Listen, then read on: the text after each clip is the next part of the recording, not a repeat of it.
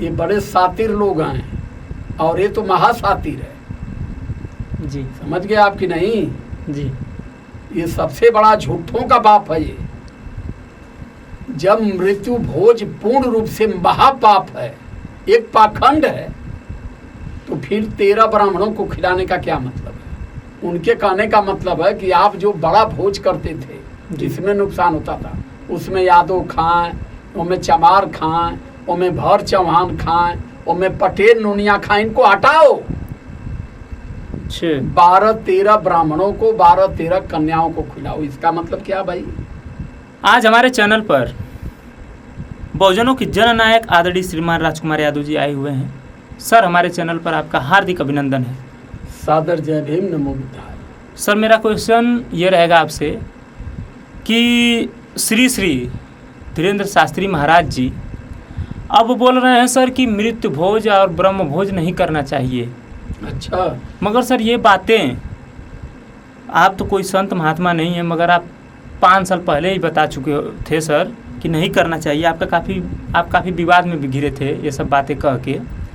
मगर सर अब धीरेन्द्र शास्त्री महाराज जी कह रहे हैं ये बात, तो क्या कारण हो सकता है? और उनके अनुयायी लोग काफ़ी नाराज़ हो सकते हैं उनसे सर। धीरेन्द्र शास्त्री जी को मैं साधुवाद करता हूँ जी। बात तो उन्होंने सम्मान पूर्वक कहा है, सम्मानित बात कहा है जी, सम्मान योग्य बात कहा है, लेकिन अभी भी उसमें एक लिजड़ा पाले। क्या?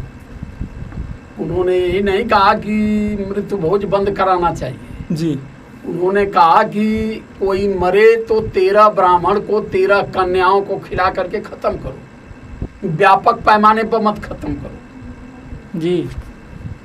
उनके कहने का मतलब है अभी भी वहाँ ब्राह्मणों को लसारा दागे हुए हैं जी। जब मृत्यु भोज के बारे में धीरेन्द्र महाराज ने कहा जी, तो उनको पूर्ण रूप से बताना चाहिए कि मानो यहीं पैदा होता है, मानो यहीं मर जाता है, यहीं हो आता है, यहीं पर ख़त्म हो जाता है। फिर उसके बाद में दाढ़ी बनवाना, बार बनवाना और घंट बनवाना, श्राद्ध कराना, ये टोटल गलत है। 13 ब्राह्मणों को खिलाने का क्या मतलब? अभी वो अपने खाने की व्यवस्था बना ली है। ये जानते हैं कि हर गांव में ब्राह्मण कितना ही हैं, 2 घर 3 घर हैं, बाल बच्चा सब मिलके 12-13 हो जाएंगे। अभी भी वो काम, उनके कहने का मतलब है कि आप जो बड़ा भोज करते थे जिसमें नुकसान होता था, उसमें यादव खाएं, उसमें चमार खाएं, उसमें भर चौहान खाएं, उसमें पटेल नूनिया खाएं, इनको हटाओ। 12-13 ब्राह्मणों को 12-13 कन्याओं को खिलाओ। इसका मतलब क्या भाई? जब मृत्यु भोज पूर्ण रूप से महापाप है, एक पाखंड है, तो फिर 13 ब्राह्मणों को खिलाने का क्या मतलब है? ये भी इनको फरियाना चाहिए। ये बड़े सातिर लोग हैं और ये तो महासातिर है जी। समझ गए आप कि नहीं? जी। ये सबसे बड़ा झूठों का बाप है ये। और कहा है कि लोगों को जब मंदिर में जाते हैं जैसे जूता निकालते हैं, वैसे जातियों से बाहर निकल करके मंदिर में जाना चाहिए जी। क्यों जूता के साथ जातियां क्यों निकलेगी? जात खत्म करो, तुम्हारे बाप में हैसियत है तो ये क्यों नहीं कहते हो कि हम सभी लोग मानव समाज में हैं? ब्राह्मण हो, क्षत्रिय हो, वैश्य हो, बनिया हो, शूद्र हो, जो हैं सभी लोग मानव हैं। ये कहने में फट रही है क्या तुम्हारी? जी। जैसे तुम पैदा हो वैसे शूद्र भी पैदा है, जैसे ब्राह्मण पैदा हो वैसे चमार भी पैदा है, जैसे क्षत्रिय पैदा हो वैसे यादव भी पैदा है। ये बात कहने में क्यों फटती है तुम लोगों को? इस बात को बताओ ना कि सभी लोग माँ के उदर से पैदा हुए हैं, सभी लोग मानव हैं, सभी के अंदर समानता चाहिए, सभी के अंदर शांति चाहिए, सबके अंदर समता, ममता, बंधुता होना चाहिए। ये कहने की हिम्मत नहीं पड़ रही है जी। ये सब बड़े सातिर हैं बाबू। ये तो इतना चाण दिया है हमने ना जी कि अब धीरे धीरे उसमें से अपना बचाव भी करना शुरू कर रहे हैं। तो इनके अनुयायी जो हैं इनके पद चिन्हों पर चलने के प्रयास तो करेंगे अब। अरे जब 12 बाभन के खिए उसमें पड़ोसवा रही कही कि हम 300 बाभन के खिए, कौन दूसरा आई हम कह रहे हैं कि उसमें खिलाने का मतलब क्या है? आदमी मर गया, एक तो परिवार शोकित है जी। जब आदमी मर गया पूरा परिवार शोकित है, तो एक दिन उस व्यक्ति की फोटो लगाइए और उस पर जो है पुष्पमाला चढ़ा के लोगों को पानी दाना करा के उसी समय पूर्ण रूप से उसको खत्म करिए। 12 बावन के 13 कन्या के फलाने के ढमाके के खिलाइए, ये करिए, इसका क्या मतलब है? 13 ब्राह्मण खाएंगे, फिर वो दान लेंगे, कोई 5 रुपया देगा, तीसर का 500 देगा, चौथ का आएगा तो 5000 देगा।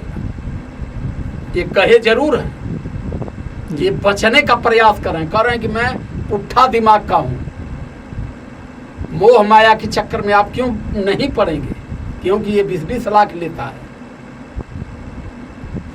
कि मोह माया के बारे में अगर सारे लोग जान गए तो सवाल करेंगे कि हम लोगों को मोह माया से परे रखते हैं, और आप कथा करने जाते हैं तो आप 20 लाख लेते हैं, कोई 10 लाख लेता है, कोई 15 लाख लेता है, तो आप क्यों लेते हैं इसको?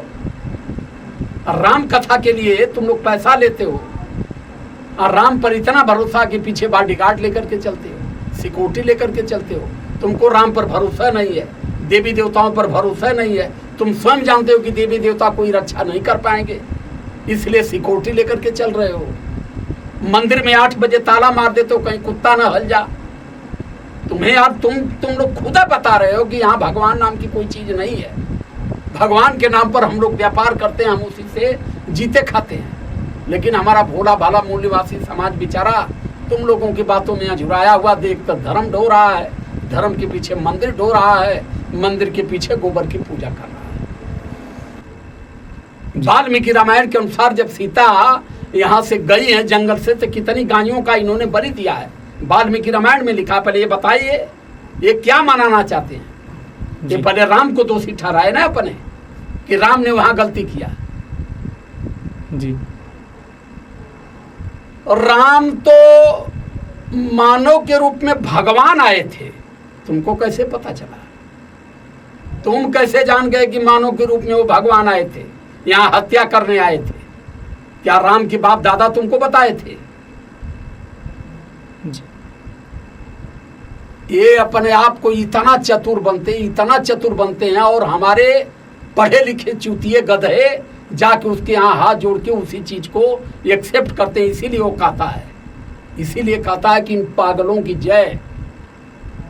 ये पढ़े लिखे गधे पागल जो है जाके वहां हाथ जोड़ करके बैठ करके मुक्ति लेते हैं, और वो जानता है कि इतनी बड़ी भीड़ जो पंडाल में जुटी है ये सब SC ST OBC की है, ये सब पागल हैं। मेरी सारी गलत बातों को ये सब एक्सेप्ट करते हैं और यही अपने दिमाग में भरते हैं। जी सर। जितनी इनकी उम्र है धीरेंद्र की ना, उससे ज़्यादा मेरी सामाजिक अनुभव मेरे पास है। आज से मैं समाज का अध्ययन नहीं कर रहा जी, लेकिन फर्क यही है कि हम वही रही लड़बहेर जात में हैं और ब्राह्मण हम समझदार जात में हुआ। झूठ पाखंड बतियावल वो मान्यता प्राप्त है। हम यादव समाज में हम सत्य बोल देंगे, हम झूठ को अगर सत्य साबित करने का प्रयास करेंगे तो हमके सब कहीं छोड़ा मर्दबाई गधा है, जनता के तरह। बीमारी इस बात की है जी। इस देश में अगर ये लोग जी रहे हैं ना, इनका पाखंड जी रहा है तो केवल यादव की मानसिक अधीनता की वजह से जी रहा है। इस देश में पूर्ण रूप से मनवाद का पोषक सिर्फ यादव समाज है। जिस दिन यादव समाज समझ गया को मनवाद और मनवादी इस देश में यादव समाज के लिए कितना बड़ा घातक है। जी।